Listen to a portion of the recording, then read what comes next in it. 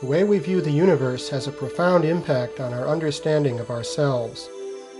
Today we see the Earth as a small, fragile globe, orbiting at just the right distance from the Sun for life to flourish. It appears to be the only planet with life in the solar system, and the planets themselves are mere specks in the vacuum of space. Human life seems reduced to insignificance when set against the vast, nearly empty spaces of modern astronomy.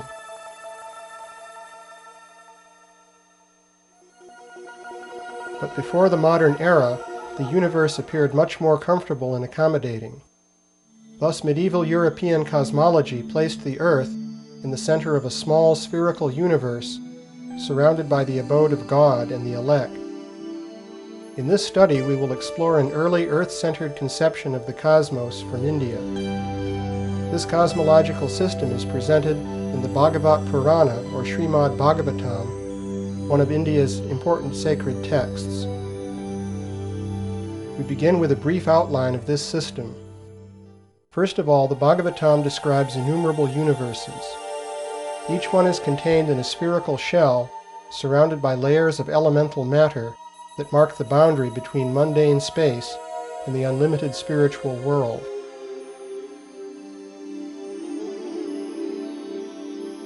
The region within the shell is called the Brahmanda, or Brahma egg.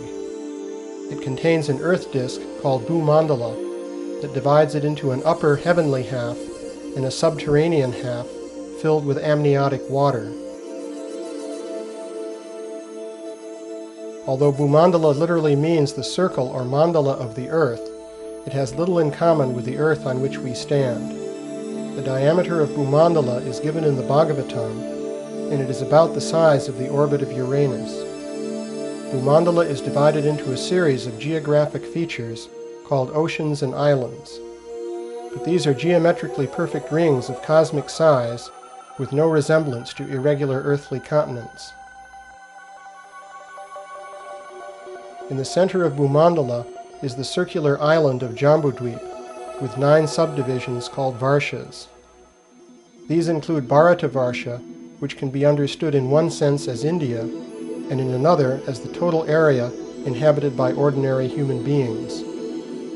Jambudvip is centered on the geometrically shaped Sumeru mountain, which represents the world axis and is surmounted by the city of Brahma, the universal creator. The Bhagavatam presents astronomy in geographical and mythological language, and the mode of presentation is different from the familiar modern approach.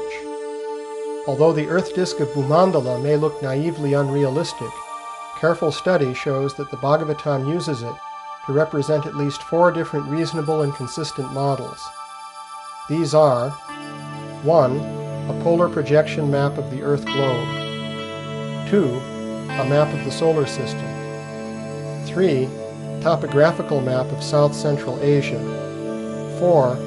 A map of the celestial realm of the demigods. There are bound to be contradictions when one structure is used to represent several different things in a composite map. But these do not cause a problem if we understand the underlying intent. We can draw a parallel with medieval paintings portraying several different parts of a story in one composition. This painting shows St. Peter in 3 different parts of a biblical story. Here is a similar painting from India showing 3 different parts of a story about Krishna. Such paintings contain apparent contradictions, such as the images of one character in different places. But a person who understands the storyline will not be disturbed by this.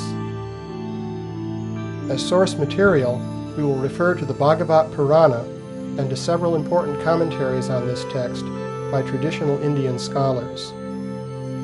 We will also refer to the great Indian epic, the Mahabharata, to other sacred texts, including the Vishnu Purana, and to important Indian astronomical works, such as the Surya Siddhanta. Bhumandala as a planisphere.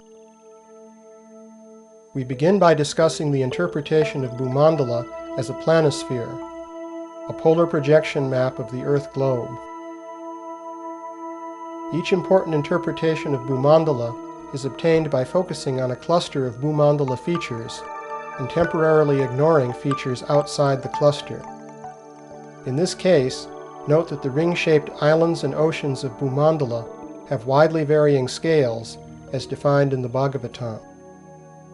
For now, we ignore this. The planisphere interpretation of Bhumandala requires that we give them all equal width. In fact, this is commonly done in diagrams of Bhumandala, such as this one, dating to the early 19th century. Bhumandala with equalized rings can be seen as a stereographic projection of a spherical Earth. Stereographic projection is an ancient method of mapping points on the surface of a sphere to points on a plane.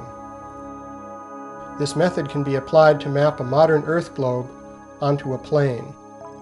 This flat projection is called a planisphere. Bhumandala can likewise be viewed as a stereographic projection of a globe. Such globes exist in India.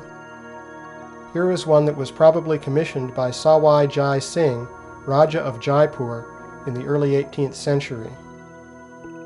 In this globe, the land area between the equator and the mountain arc is Bharatavarsha, corresponding to Greater India. India is well represented, but apart from a few references to neighboring places, this globe does not give a realistic map of the Earth.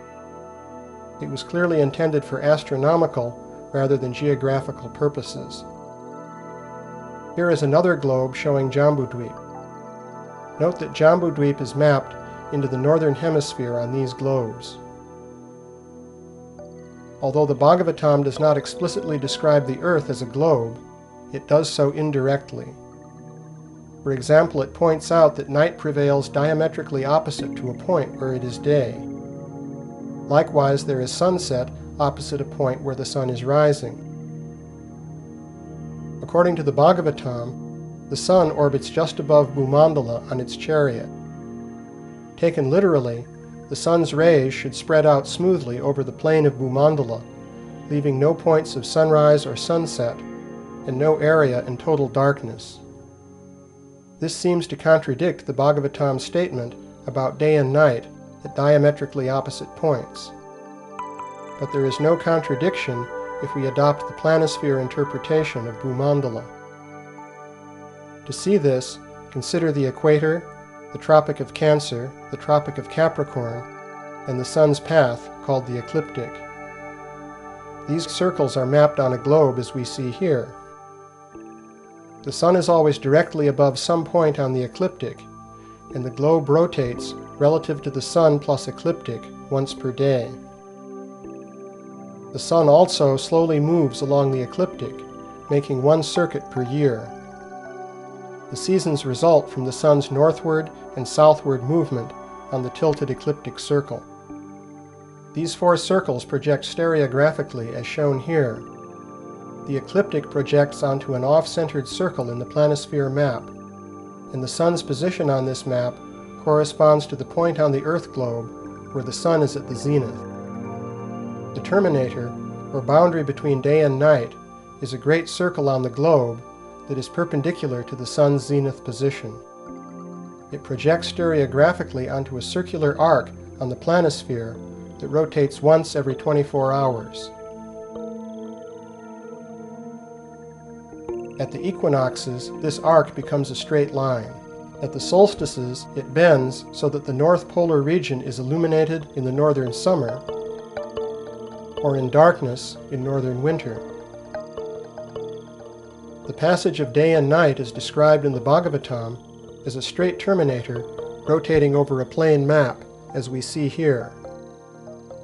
Although this does not make sense in a literal plane, it is realistic in the planisphere model, and thus it adds weight to this model.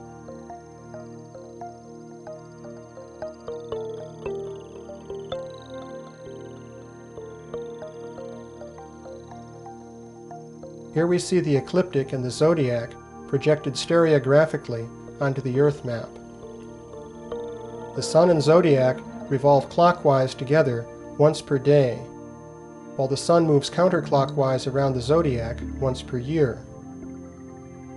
Here the zodiac is projected stereographically onto Bhumandala. Note that as the Sun goes around the off-centered zodiac in its yearly orbit, it crosses the ring-shaped islands and oceans of Bhumandala. This ocean-crossing motion is described in the Puranas, and this also adds weight to the planisphere model. Bhumandala can be compared with an astronomical instrument called an astrolabe, which was popular in the Middle Ages. On the astrolabe, the off-centered circle represents the orbit of the Sun, the ecliptic. In an astrolabe, the Earth is represented in stereographic projection on a flat plate called the mater. The ecliptic circle and important stars are represented on another plate called the ret. Different planetary orbits could likewise be represented by different plates, and these would be seen projected onto the Earth plate when one looks down on the instrument. The Bhagavatam similarly presents the orbits of the Sun, the Moon, and important stars on a series of planes parallel to Bhumandala. The orbits of the planets are placed on additional parallel planes.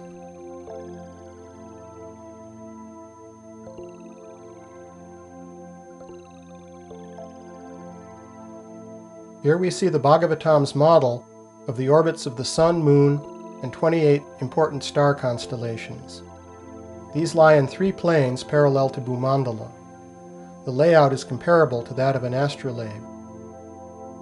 Seen from the side, we find that the Moon is higher than the Sun, but this is simply an artifact of the astrolabe model.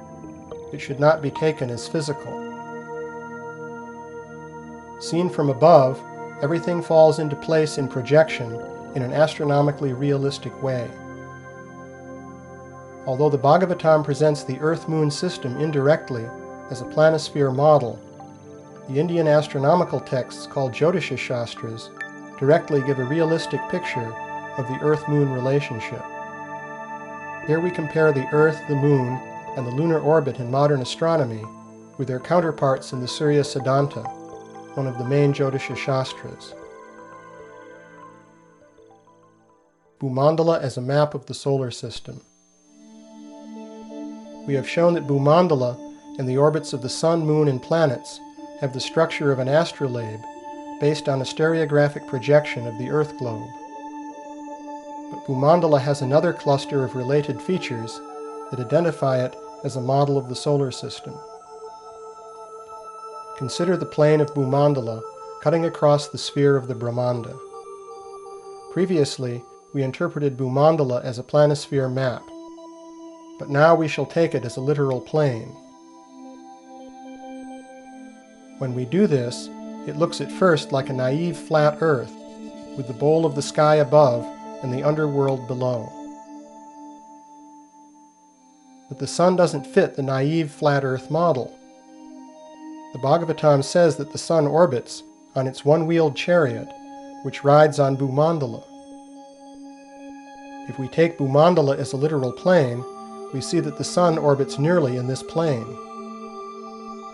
This is not what we expect in a naive flat Earth model. There we expect the Sun to rise above the flat Earth disk at a steep angle and then set at a similar angle. The motion of the Sun on its chariot corresponds to what happens in the Arctic during the summer, but it never would be observed at the latitudes of India. At these latitudes, the Sun orbits above an observer's head, as shown in this model. Since Bhumandala is close to the plane of the Sun's orbit, Bhumandala must stand at an angle to the plane of the observer's horizon. It is not the flat Earth imagined by naively extending that horizon. Rather, it can be argued that Bhumandala corresponds to the ecliptic plane. The Sun has 2 motions. In the planisphere model, the rapid daily clockwise motion takes the Sun around the cosmic axis of Meru relative to Bhumandala. The slow yearly counterclockwise motion takes the Sun around the ecliptic circle. Here the predominant motion is clockwise.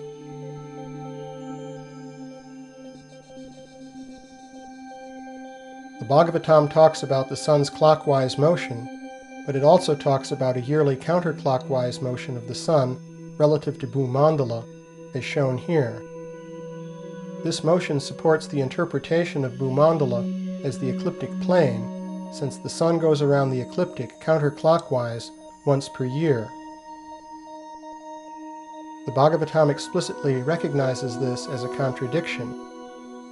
It resolves the contradiction by describing the motion of ants on a spinning potter's wheel from different points of view, that of an observer standing beside the wheel and that of an observer standing on the wheel. This is the concept of relative motion, but we must realize that the Bhagavatam uses the same reference frame, namely Bhumandala, to describe different relative motions.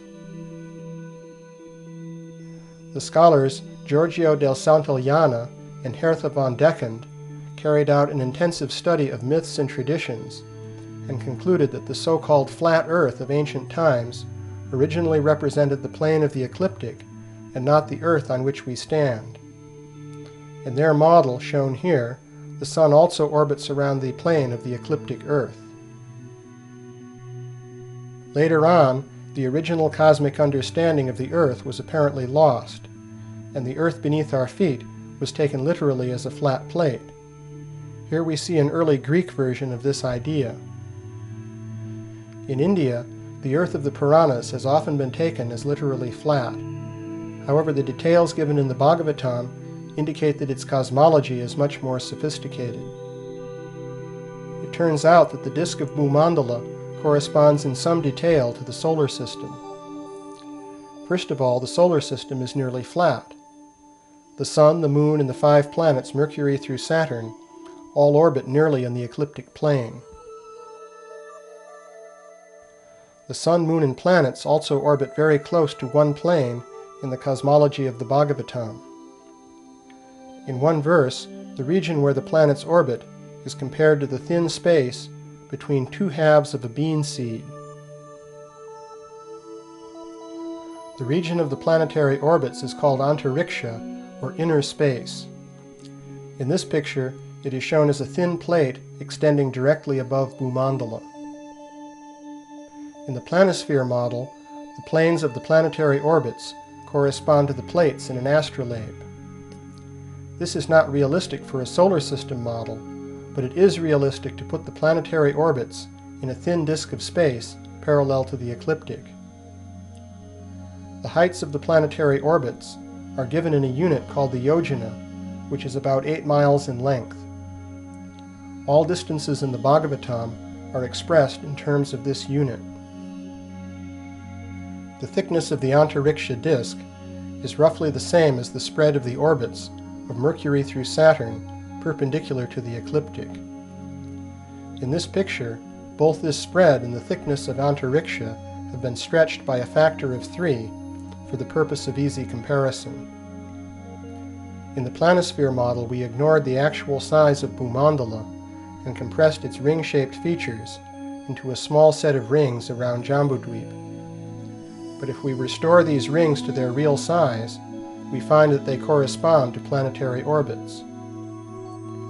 First of all, we can understand the size of Bhumandala by comparing it with the orbit of Uranus.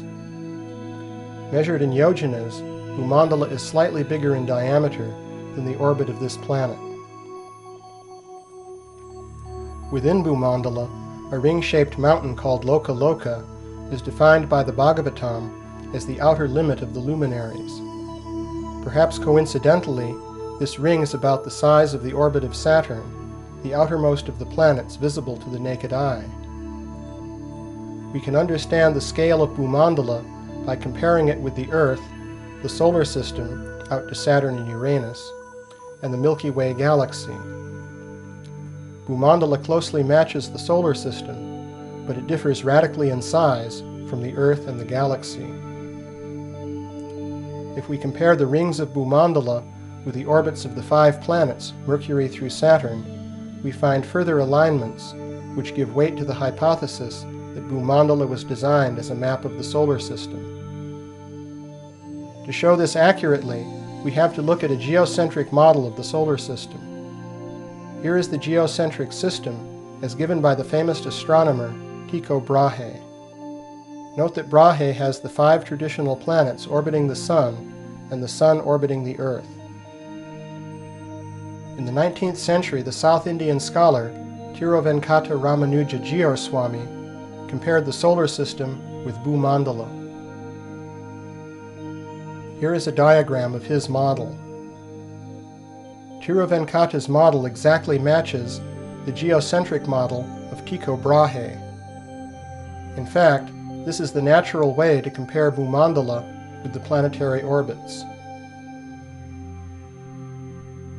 Planetary orbit can be portrayed from a sun-centered or Earth-centered standpoint.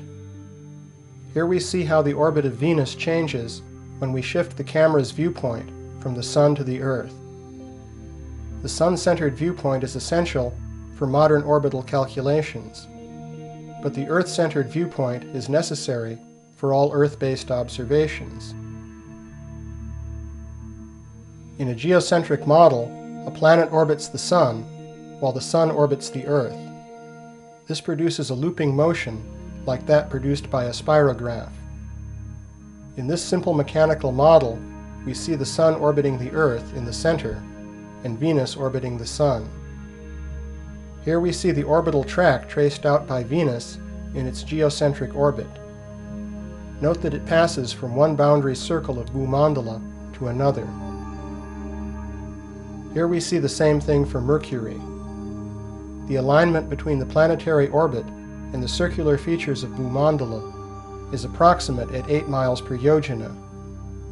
If we choose about 8.5 miles per yojana, it becomes very accurate for all 5 traditional planets. Here we see the orbit of Mars. This orbital spiral also grazes an inner circle of Bhumandala and an outer circle. The Sun's geocentric orbit is a simple near-circular ellipse that runs down the center of one of the oceans of Bhumandala. It is noteworthy that the geocentric orbit of the Sun is so small compared with the Brahmanda that the Brahmanda is nearly Sun-centered or heliocentric.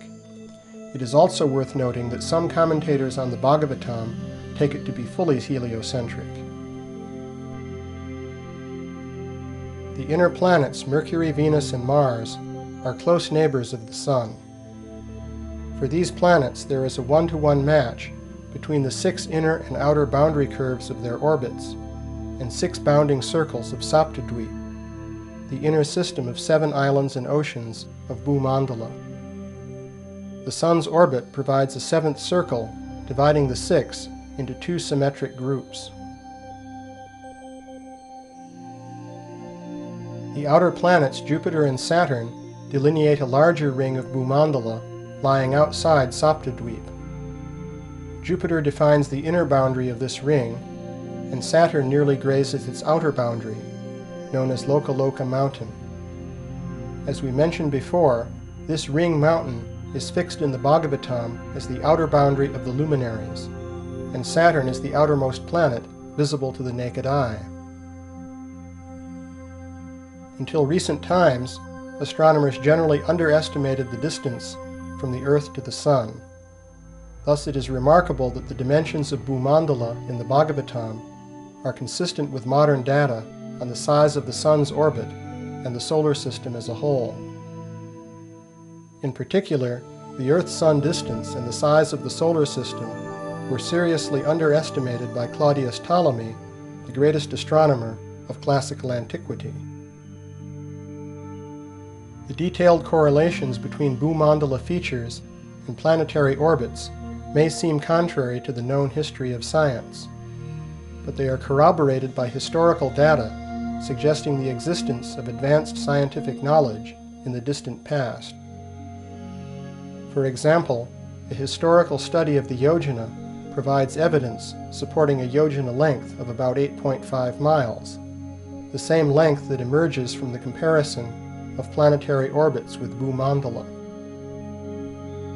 This yojana length is connected with accurate knowledge of the degree of latitude, and this requires accurate knowledge of the size and shape of the Earth. The historical evidence for the size of the yojana involves Greek and Chinese reports on distance measurements in India. It ties in with extensive evidence for the existence of scientifically defined measures in ancient Egypt and the Near East. And it is corroborated by the unit of measure called the hat that was used in the design of the 12th century temple of Angkor Wat in Cambodia. The orbital correlations are also supported by a statistical study reported in the text. Taking all of the evidence into account, the remarkable agreement between the solar system and the detailed structure of Bhumandala cannot be dismissed as a mere coincidence. Jambudweep is a topographical map of South-Central Asia. Jambudweep, the central hub of Bhumandala, can be understood as a local topographical map of part of South-Central Asia. This is the third of our 4 interpretations of Bhumandala. In the planisphere interpretation, Jambudweep represents the northern hemisphere of the Earth globe. However, the detailed geographic features of Jambudweep do not match the geography of the northern hemisphere. Consider this map of Jambudweep. The circle of Jambudweep is divided into 9 regions called varshas by 6 horizontal and 2 vertical mountain chains. The southernmost region is called Bharata Varsha. Careful study shows that this map corresponds to India plus adjoining areas of South-Central Asia. The first step in making this identification is to observe that the Bhagavatam assigns many rivers in India to Bharat Varsha, the southernmost division of Jambudweep. Thus Bharat Varsha represents India. The same can be said for many mountains in Bharat Varsha. In particular, the Bhagavatam places the Himalayas to the north of Bharat Varsha in Jambudweep. A detailed study of the Puranic accounts allows the other mountain ranges of Jambudweep to be identified with mountain ranges in the region north of India. Although this region includes some of the most desolate and mountainous country in the world, it was nonetheless important in ancient times. For example, the famous Silk Road passes through this region. The Pamir Mountains can be identified with Mount Meru in Ilavrita Varsha, the square region in the center of Jambudweep. Note that Mount Meru does not represent the polar axis in this interpretation. Cosmology and earthly geography. There are many cosmological traditions around the world which share important features of Bhagavata cosmology. These include a cosmic axial mountain or pillar, which is often identified with a local mountain, such as Mount Olympus in Greece. These traditions also include other standard features, including those shown in this generic world model. The cosmology of the Bhagavatam and the Puranas is shared in its broad features by Buddhism, and it is widespread in the Buddhist countries of Asia. This East Asian picture depicts a square version of Mount Meru and the oceans and islands of Bhumandala, surmounted by planetary orbits. This Korean wheel map shows a central continent surrounded by a circular ocean and another circular continent. Joseph Needham, in his treatise on Chinese science, traces these wheel maps to India or Babylon. Here is a Babylonian wheel map. Wheel maps were also made in medieval Europe. In these Judeo-Christian maps, Jerusalem and the sacred hill called Mount Zion were identified as the world axis. Somehow or other, the tradition of Jambudweep seems to have influenced Gerardus Mercator, who placed a mountain surrounded by a circular continent at the north pole of his map of the Arctic region. The 4 perpendicular rivers or channels flowing from the central mountain correspond to the 4 branches of the celestial Ganges flowing from Mount Meru. Here is a Phoenician seal with a personified world mountain and 4 streams issuing forth at right angles. The Dogon tribe, living near the upper bend of the Niger River, posit a circular continent with a central pillar surmounted by the residence of their high god Amma. Note the world-girdling serpent in the circular ocean. The ethnologist Evans Wentz identifies this Navajo sand painting as a representation of the 4 sacred directional mountains of the Navajos. In many traditions, the world mountain is surrounded by 4 mountains in the cardinal directions, and we also see this in the Bhagavatam and other Puranas. The color scheme is similar to that found in Puranic and Buddhist traditions. The 4 directional mountains of Jambudweep have 4 sacred trees on their summits. These include the Jambu tree, after which Jambudweep is named. The theme of a cosmic tree of life is very common, and this tree often grows on the world mountain or stands in place of it. Here we see the Scandinavian tree of life called Yggdrasil.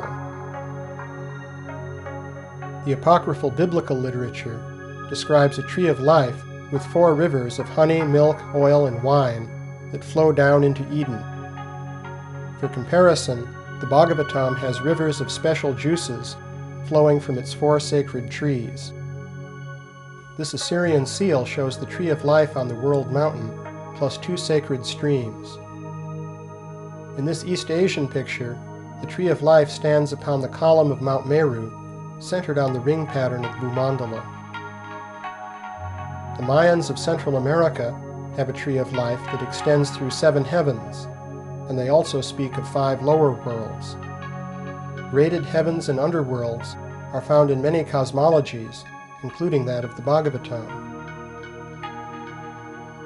Here we see the cosmology of the Shipibo tribe of the Peruvian Manteya. This includes the tree of life, the circular continent and surrounding ocean, and the world-girdling serpent. The cosmology of the Warao of the Orinoco Delta also features a serpent of being that surrounds their world. Here we see the Norse serpent that surrounds Midgard, the inhabited world of Norse cosmology. The Bhagavatam places a universal serpent called Anantashesha beneath Bhumandala.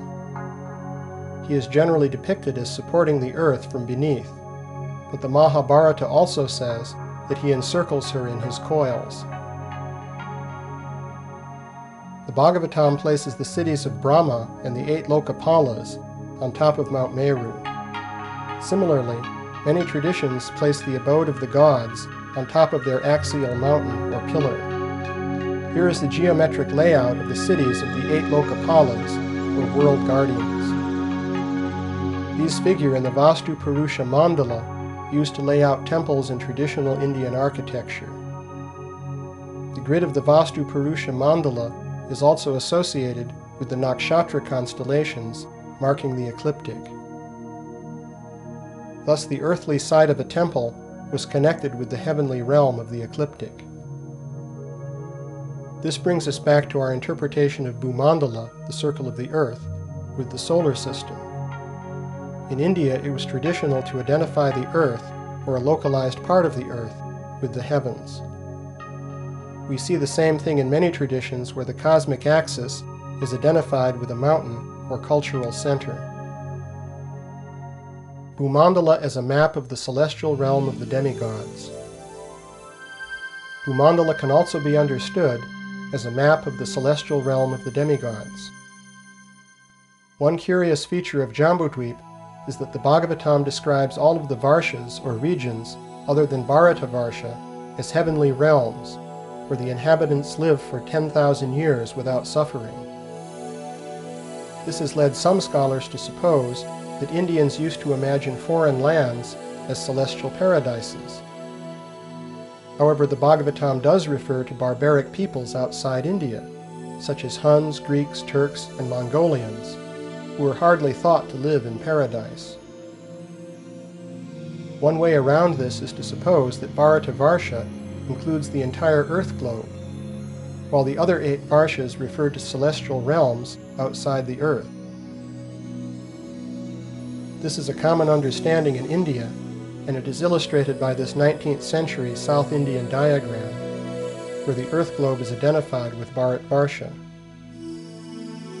But the simplest explanation of the heavenly features of Jambudvipa is that Bhumandala was intended to represent the realm of the demigods. Like the other interpretations we have considered, this one is based on a cluster of mutually consistent points in the cosmology of the Bhagavatam. The first point is that the demigods are portrayed as being so large that we are literally like ants in comparison with them. For example, this picture shows the size of Lord Shiva in relation to Europe, based on dimensions given in the Bhagavatam. This explains the enormous sizes attributed to mountains, trees, and other features in Jambudvipa. Although Jambudvipa refers to a region of this earth, it doubles as a realm of demigods of superhuman size. How can mere humans meet and interact with such gigantic beings? The answer is that travel from this earth to the celestial realm may involve a great expansion in size. For example, in the Bhagavatam story of Matsya Avatar, King Satyavrata of South India finds a remarkable fish. Later on, the fish expands to 8 million miles in length and pulls the king on a boat through a cosmic deluge covering Bhumandala. Systematic changes in size are carried out using the siddhis, or mystic powers, called anima, size reduction, and mahima, size expansion. According to the Bhagavatam, these powers are based on the transcendental form of Vishnu, who is larger than the universes as Mahavishnu, and smaller than an atom as the Supersoul. There are also siddhis which enable one to take shortcuts across space. This is illustrated by a story from the Bhagavatam in which the mystic yogini Chitralekha abducts Aniruddha from his bed in Dwarka and transports him mystically to a distant city. In addition to moving from one place to another in ordinary space, the mystic cities enable one to travel in the all-pervading ether or to enter another continuum. A classical example of a parallel continuum is Krishna's transcendental realm of Vrindavan, which is said to be unlimitedly expansive. This transcendental realm is said to exist in parallel to the finite earthly Vrindavan in India. A story from about 500 years ago tells of how Dukhi Krishna Das found an ankle ornament belonging to Radharani that fell into this dimension from the transcendental Vrindavan. He subsequently met a gopi who came from that realm to retrieve the ornament. Later on, Dukhi Krishna Das, who is now known as Shaimananda, entered the same transcendental realm in meditation. Thus the transfer from one continuum to another depends on the traveler's state of consciousness. The Sanskrit literature abounds with stories of parallel worlds. For example, the Mahabharata tells the story of how Arjuna was abducted by the Naga princess Ulupi while bathing in the Ganges. Arjuna was pulled down into the kingdom of the Nagas, which exists in another dimension. The idea of parallel worlds linked by mystical travel explains how the worlds of the demigods and still higher beings are connected with our world. In particular, it explains how Jambudvipa, as the celestial realm of the demigods, is connected with Jambudvipa as the earth, or part of the earth. The vertical dimension in Bhagavat cosmology. The Bhumandala disk represents the exoteric domains of the earth and planets. In contrast, the cosmic axis, extending perpendicular to Bhumandala, is filled with esoteric meaning. It represents the path of ascent or descent of the soul. In addition to the orbits of the sun, moon, and planets, there are different worlds or lokas arrayed above Bhumandala along the cosmic axis. These upper worlds can be entered through mystic siddhis, and they are accessible only to persons of advanced spiritual consciousness. For example, Maharloka or Rishi Loka is the world of the sages.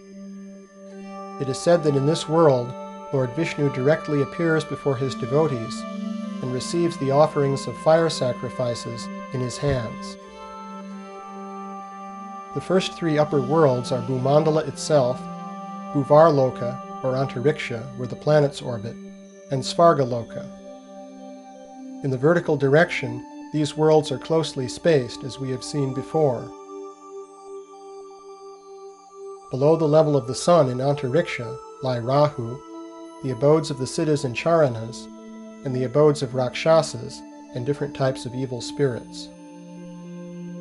The Bhagavatam places the latter abode directly above the atmosphere, and it does in fact lie somewhat above the upper reaches of the atmosphere as we understand it today. Beneath Bhumandala are 7 lower worlds, described as chasms within the earth. Since life there is filled with heavenly opulence, they are called Bila Svarga, or subterranean heavens. In Jyotisha Shastras such as Surya Siddhanta, these lower worlds are described as caverns within the concave strata of the earth globe.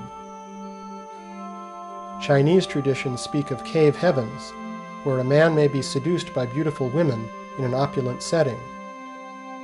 In one Chinese story, a person returning from one of these caves finds that generations have unexpectedly passed. This theme of missing time is found all over the world in stories of parallel worlds. The Bhagavatam tells a similar story of a lower world called Atala, where beautiful women will entice and exploit any man who enters. Beneath Bhumandala in its lower strata, there is the Garbhodak ocean with Anantashesha and Garbhodakashayi Vishnu. These divine incarnations are said to be inaccessible to persons who lack the qualifications to see them. The Garbhodak or amniotic ocean fills the lower half of the sphere of the Brahmanda. If we interpret Bhumandala as the ecliptic plane, then this ocean must lie in all directions in the sky to the south of the ecliptic. Between the Garbhodak ocean and Bhumandala are located the hellish worlds and Pitriloka, the realm of the ancestral spirits. The Vishnu Purana describes a path through the sky to Pitriloka. This starts just below the ecliptic, near the constellations Scorpio and Sagittarius, and it extends southward to the star Canopus, known as Agastya in Sanskrit.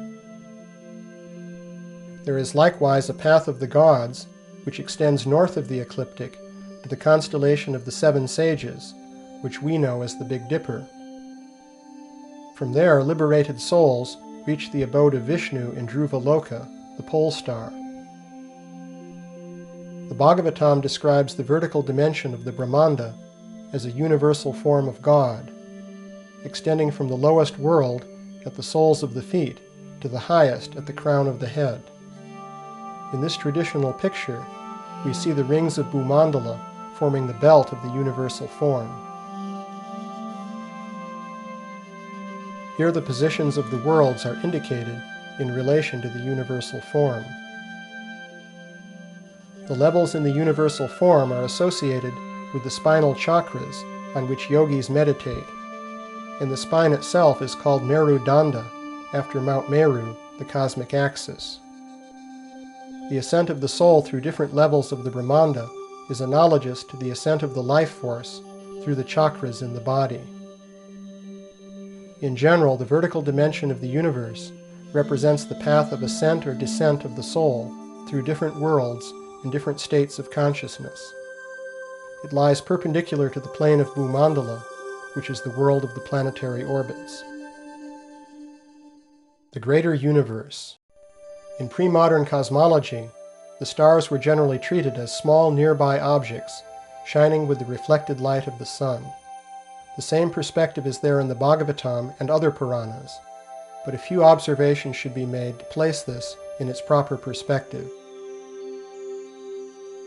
In this medieval European diagram, the stars are indicated by the signs of the zodiac, arranged around the boundary of the planetary system. These signs serve as divisions of the ecliptic, marking the movements of the planets. The Bhagavatam similarly places 28 constellations called nakshatras in a plane just above the moon. The moon completes one orbit in 27 1/3 days, and the nakshatras mark its day-by-day motion around the ecliptic. This makes sense in the planisphere interpretation, where the nakshatras serve as a clock face, and the sun, moon, and planets are like the hands of the clock. In addition to the 28 nakshatras, the Bhagavatam mentions a few other stars, such as the 7 sages defining the Big Dipper. These stars are also placed close to the plane of Bhumandala, and their function is to mark the turning of the Kala Chakra, the wheel of time. The pole star Dhruvaloka is mentioned as the fixed center of the time wheel, and is placed directly above the 7 sages. It is regarded as the abode of Vishnu, who controls time while remaining outside of time. The Bhagavatam therefore stresses that Dhruvaloka is fixed on the polar axis, and thus it does not recognize the precession of the equinoxes. According to modern calculations, Polaris is near the North Pole now, but for many centuries there has been no good pole star. The last prominent star to come close to the pole was Thuban, Alpha Draconis, which served as the pole star in about 2500 BC. It may be that the widespread idea of the pole star in old traditions refers back to this time. Although the Puranas generally place the stars nearby, we do find indications in ancient Sanskrit literature that the region of the stars is far away, so far that the sun and moon cannot be seen from there. For example, the Mahabharata tells how the hero Arjuna traveled to the region of the stars, which he saw as large, self-luminous spheres, unaccompanied by the sun or the moon. This account is supported by the Jyotisha Shastras, Surya Siddhanta and Siddhanta Shiromani, which greatly enlarge the Puranic estimate of the Brahmanda's diameter. Their estimate of this diameter comes to 10,000 light-years, or about 1/10 the size of the Milky Way galaxy. The Bhagavatam and its commentaries state that the Brahmanda is surrounded by 7 spherical layers of elemental matter, as given by the Sankhya philosophy. Each successive layer is said to be 10 times as thick as the one preceding it. Innumerable Brahmandas, each surrounded by its elemental layers, are said to be floating within the causal ocean in the unlimited spiritual world. Thus the Bhagavatam places the Brahma egg in the context of a multiplicity of worlds, occupying an unlimited continuum of space. In summary, the cosmology of the Bhagavat Purana is a sophisticated system of thought having multiple layers of meaning, both physical and metaphysical. It combines practical understanding of astronomy with spiritual conceptions to produce a meaningful picture of the universe.